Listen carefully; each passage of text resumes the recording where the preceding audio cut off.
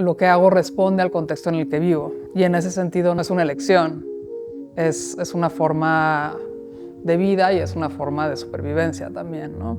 Es una forma de lucha y es una forma de resistencia. Me llamo Lorena Wolfer, soy artista y activista cultural y vivo en la Ciudad de México. Mi práctica desde hace mucho tiempo tiene que ver con la defensa de, digamos, las niñas, las jóvenes y las mujeres y las disidencias, en la erradicación de las discriminaciones y las violencias contra nosotros, y por otro lado, en el planteamiento de otras formas horizontales, igualitarias de convivencia desde nosotras. Lo que más me interesó en un inicio fue el performance y me interesaba del performance la posibilidad de establecer un diálogo con el público y me interesaba además la idea de que mi cuerpo pudiera ser pues, el objeto y el sujeto artístico, ¿no? Y digamos la ruta mirando para atrás es como muy clara, ¿no? O sea, trabajar con mi cuerpo me llevó de inmediato a hacerme interrogantes y preguntas sobre qué implicaba habitar un cuerpo de, entre comillas, mujer, ¿no?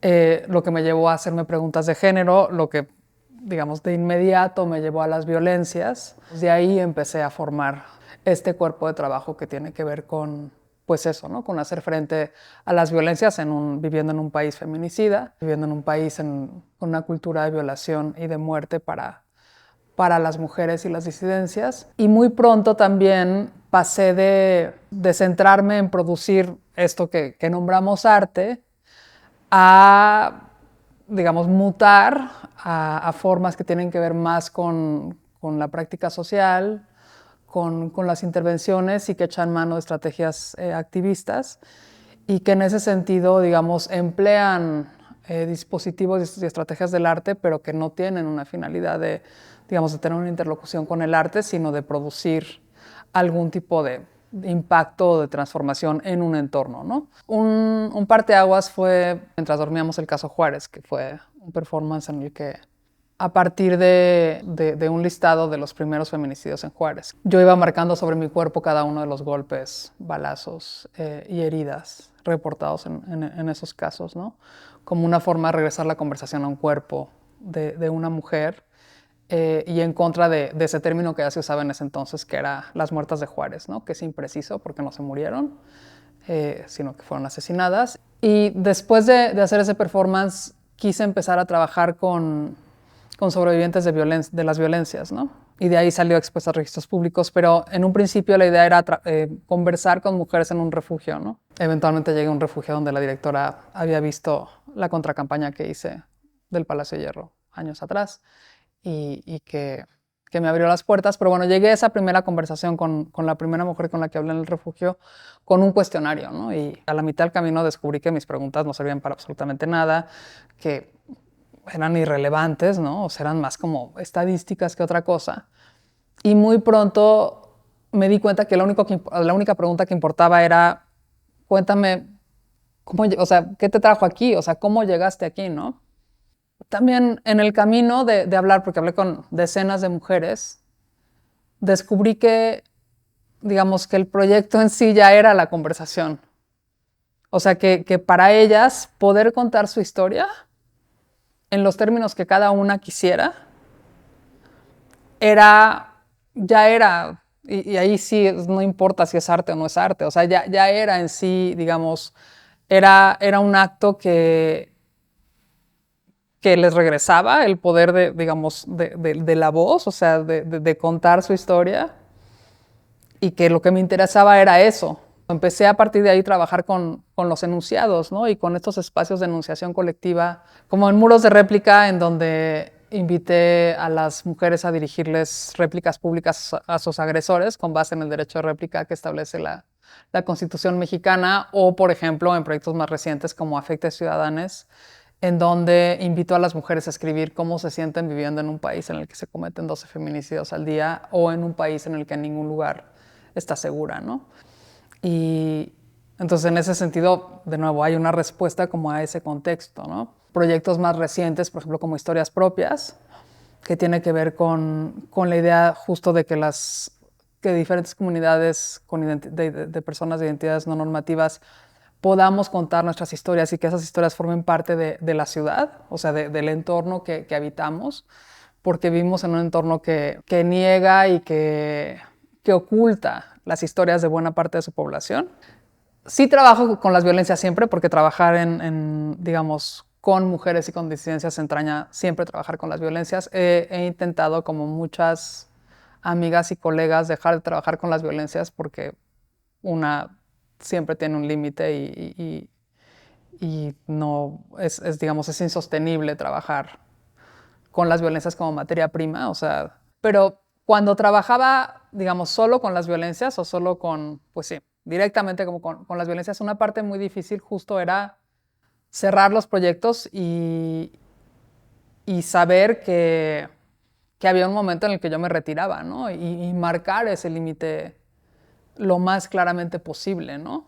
Hay esta historia como bien fuerte como parte de un proyecto con Territorios de Cultura para la Equidad, que tenía que ver con trabajar con diferentes comunidades. Una de ellas eran las trabajadoras de intendencia del centro histórico. Una de ellas, Juanita, estábamos haciendo un taller y en el taller ella decidió que de lo que ella quería hablar era de una violación. Juanita era una mujer de 60 y tantos años y una violación reciente de 3 chavos que la habían violado. Y fue bien interesante el proceso porque en cada ensayo lo que ella hacía era que volvía a narrar la violación, pero cada vez iba cambiando de lugar ella con respecto a la violación. O sea, empezó diciendo que los perdonaba y hablando o sea, desde pues como un posicionamiento muy religioso, ¿no? Que Dios la acompañaba y los perdonaba y tal. O sea, y logró llegar a enojarse, ¿no? A lo largo como de todo el proceso. Y el último día, justo, o sea, en la presentación que fue final, que fue en el Centro Cultural de España, que además estaba así hermosa, con los labios rojos, es un abanico, o sea, contando o sea, con la cara llena de rabia, ira, tristeza. La violación cuando acabó me dijo, pero no me vas a abandonar, ¿no? Y yo le dije, sí, o sea, sí, sí. Y eventualmente volví a trabajar con ella, eventualmente murió. Y cuando volví a trabajar con ella me di cuenta que buena parte de lo que habíamos avanzado, digamos, en términos del reconocimiento de los derechos propios, en términos de la no reproducción de las violencias y tal, había retrocedido, ¿no? Porque claro, es una maquinaria que continúa y en el mejor de los casos, un taller como el mío es una o sea, es una microfuerza que se opone, ¿no? a todo este sistema. Entonces, claro, si quitas esa pequeña contra, pues el sistema continúa, ¿no? Y entonces eso, el aprendizaje fue que lo mejor que yo podía hacer era tratar de generar herramientas que las personas pudieran apropiarse y ejercer ellas mismas, sabiendo de nuevo que el sistema normalmente en el instante en el que yo me retiré va a volver pues, a caminar con toda su fuerza. A mí me gusta mucho la idea de nombrar la rabia como algo digno, ¿no? Porque le otorga un lugar al enojo y a la rabia que nos debería de producir el horror que vivimos. O sea, a mí al día de hoy sí me resulta inconcebible que vivamos donde vivimos y que vivamos como vivimos y que esto nos parezca normal. Es decir, no solo estamos enojadas, sino estamos encabronadas.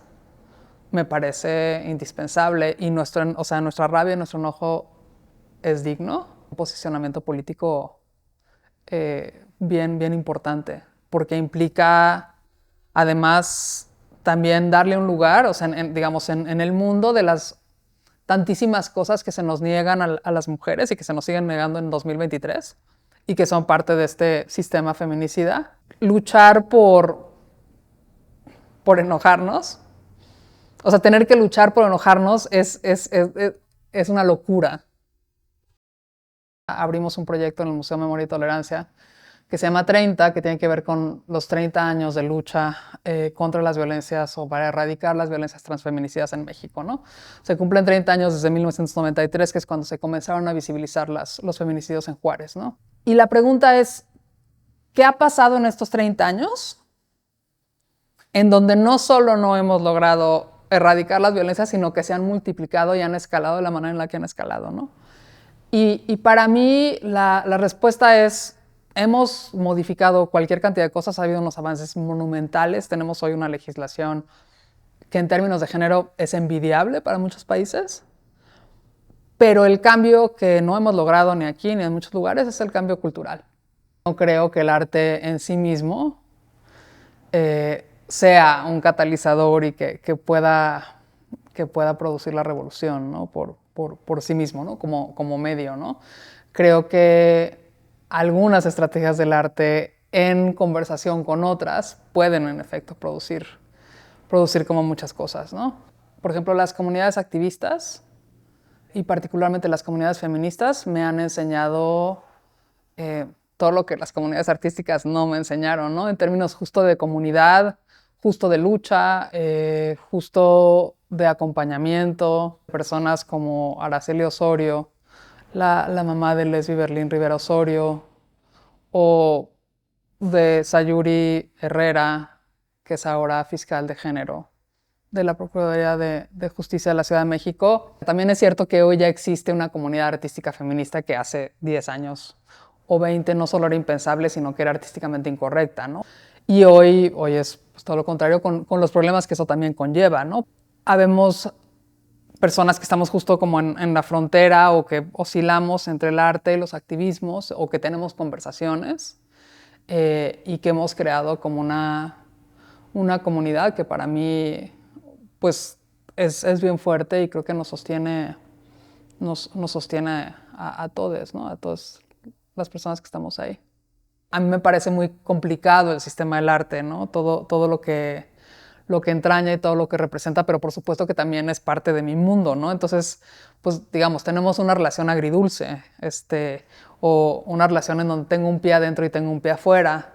No es que esté, digamos, en una pelea permanente, porque además trabajo con los museos y trabajo con los espacios del arte, pero creo que hay que hacerlo desde una perspectiva crítica. Que es un sistema, o sea, es igualmente patriarcal y es igualmente jerárquico que el mundo de la ingeniería, o sea, o que cualquier otro, ¿no? Entonces, creo que hay que ser, pues eso, críticas.